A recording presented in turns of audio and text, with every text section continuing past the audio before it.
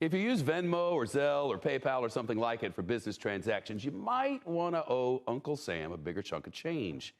As we've reported on this news hour, the IRS is now requiring payment app companies to disclose business transactions of $600 or more. The tax itself isn't new, just the new reporting requirements. The changes won't affect personal transactions at all, but businesses, yes. The new rule went into effect last month. NBC's Tom Costello on what it means for small business owners. When was the last time you used cash? Now it's easy for customers to Venmo your business.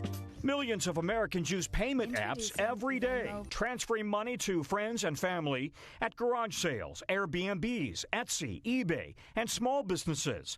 But suddenly the tax rules have changed. The IRS used to require small business owners to report payment app income over $20,000 and 200 transactions annually. Now, for tax year 2022, they must report income over just $600 a year. Brianna Sandoval is a hairstylist in San Diego. A lot of her customers pay with Venmo. The new rules could complicate things. A big headache is a good way to categorize it. It just makes it another thing that I then have to do. Jeff Klemm is a professional music teacher in Akron, Ohio. It's really just the convenience. Everybody's got one of them, Venmo, PayPal, Zelle. Now the IRS says it will send 1099-K forms to anyone who earns at least $600 in payment app income for goods or services, to include when filing their taxes next year in 2023, making it very tough to hide cash income. It's not just income tax. I mean, there's, the additional self-employment tax that applies to these businesses, and that's a big burden. If you use Venmo, this is important. The IRS is not taxing your personal transfers.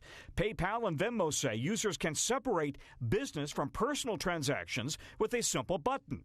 Zelle says it's not subject to the law since it doesn't actually handle funds itself. The new IRS rule is meant for businesses, large and small, and a small business can be really small.